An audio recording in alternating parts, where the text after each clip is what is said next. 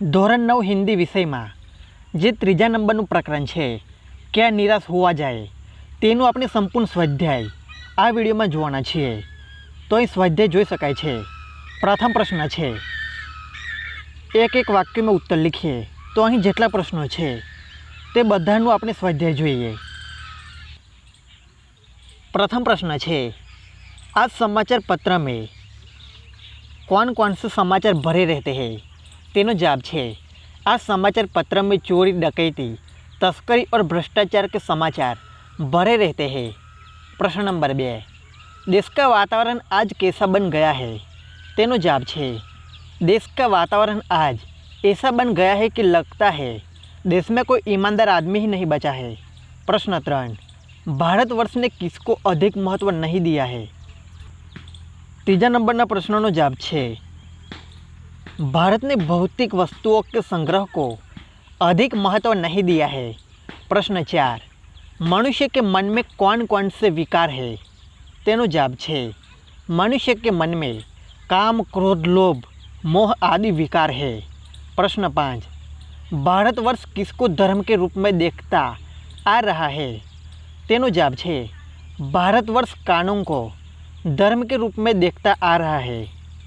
त्यारबाद प्रश्न आगळनो जोईए, बस कंडक्टर क्या लेकर लौटा था? तेनो जवाब है, बस कंडक्टर खाली बस लेकर तथा लेखक के बच्चों के लिए पानी और दूध लेकर लौटा था। त्यारबाद है प्रश्न नंबर 2, 2-3 वाक्य में उत्तर लिखिए। अहीं प्रथम प्रश्न है, लोगों में महान मूल्यों के बारे में आस्था क्यों हिल गई है? तेनो जवाब है, आजकल ईमानदारी और परिश्रम करके जीविका कमाने वाले श्रमजीवी पीस रहे हैं और झूठ तथा फरेब का रोजगार करने वाले फल फूल रहे हैं। इसलिए लोगों में महान मूल्यों के बारे में आस्था हिल गई है। प्रश्न 2 है, लेखक क्या देखकर हताश हो जाना उचित नहीं मानते? तेनो जवाब है, लेखक कहते हैं कि आजकल ईमानदारी और परिश्रम के बदले झूठ और फरेब का बाजार गर्म है। ऊपरी दिखाई देने वाली इस मनुष्य निमित्त स्थिति से लेखक हताश हो जाना उचित नहीं मानते। प्रश्न 4, देश के दरिद्र जनों की हीन अवस्था दूर करने के लिए क्या किया गया है? तेनो जवाब है, देश के दरिद्र जनों की हीन अवस्था दूर करने के लिए शासन ने अनेक कायदे कानून बनाए हैं। इनका यही लक्ष्य है कि कृषि, उद्योग, वाणिज्य, शिक्षा और स्वास्थ्य के क्षेत्रों में लोगों की स्थिति को अधिक उन्नत और सुचारू बनाया जाए। त्यारबाद आगळना प्रश्न जोईए। प्रश्न 7 है, कविवर रविंद्रनाथ ठाकुर ने प्रार्थना गीत द्वारा भगवान से क्या याचना की है? तेनो जवाब है, कविवर रविंद्रनाथ ठाकुर ने अपने प्रार्थना गीत में भगवान से यह याचना की है कि संसार में केवल नुकसान उठाना पड़े, धोखा खाना पड़े तो भी मैं विचलित न हो। ऐसे अवसरों पर भी हे प्रभु मुझे ऐसी शक्ति दो कि मैं तुम पर संदेह न करूं। त्यारबाद आगळनो प्रश्न है, 5-6 वाक्यों में उत्तर लिखिए। प्रश्न नंबर 1 है, लेखक का मन क्यों बैठ जाता है?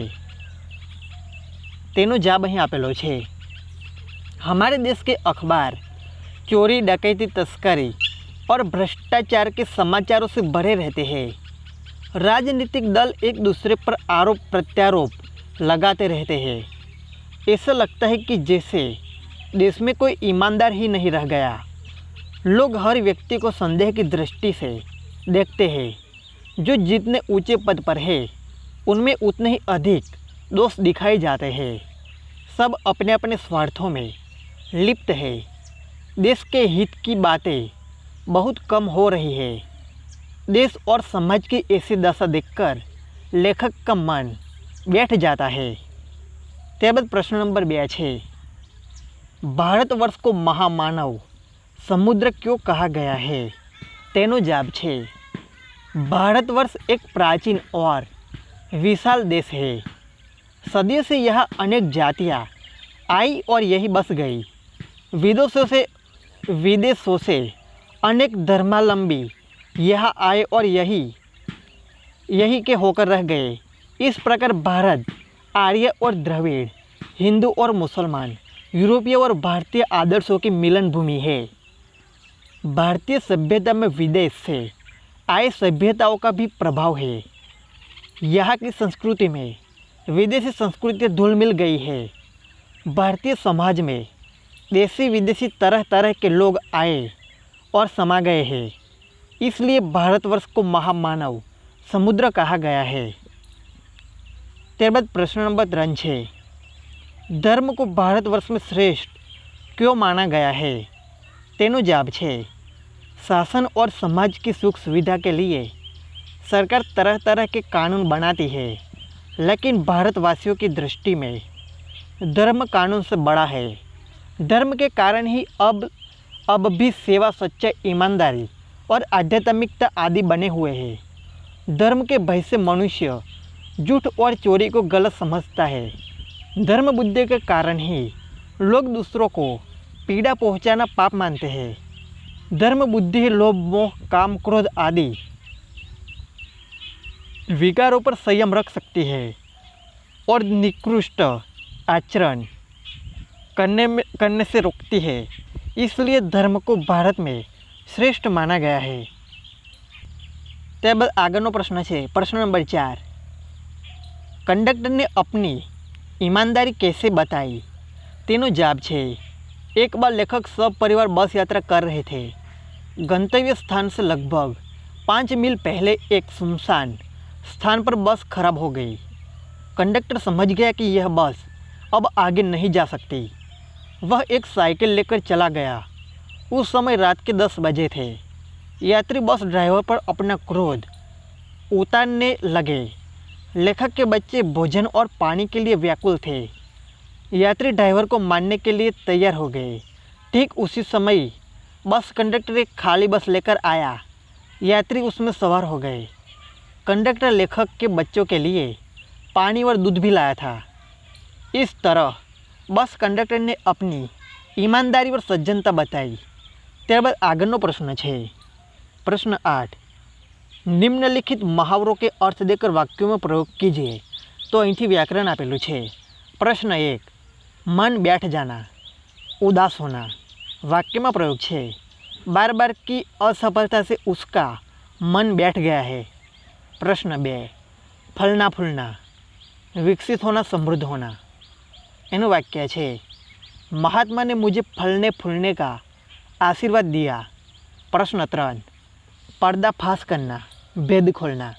तेनु वाक्य है, चोर पकड़ा गया तो उसने अपने साथियों का पर्दाफाश कर दिया। प्रश्न 4, चेहरे पर हवाइयाँ उड़ना, चेहरे का रंग फीका पड़ना।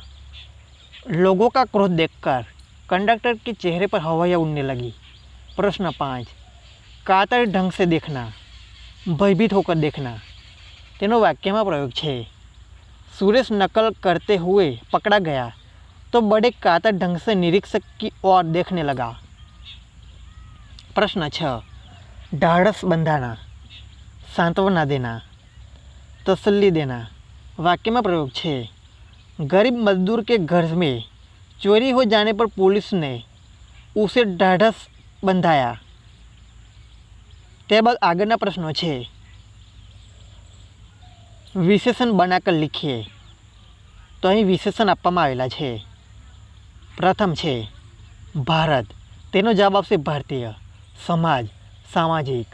ક્રોધ, ક્રોધી। સમય, સામયિક। ધર્મ તો ધાર્મિક। ત્યારબાદ પ્રશ્ન 7, શબ્દ સમૂહ માટે એક શબ્દ। प्रश्न 1 છે, धर्म से डरने वाला, धर्म भीरू। मिलन की भूमि, मिलन भूमि। सुख देने वाला, सुखद। त्यारबाद है छठो प्रश्न, भारत, भारतीय। शब्द समूह के लिए एक शब्द। त्यारबाद भाववाचक संज्ञा है, डाकू, डकैती, आदमी, आदमियत, बहुत, बहुतायत, सभ्य, सभ्यता। માનવ તો માનવતા। ત્યારબાદ અહીં આગળના પ્રશ્નો છે। निम्नलिखित शब्दों के विरोधी शब्द लिखिए। ईमानदार, बेईमान, भ्रष्टाचार, सदाचार, आंतरिक बाह्य, सबल, निर्बल। तो અહીં જે પ્રશ્ન છે તેના જવાબો અહીં આપવામાં આવેલા છે।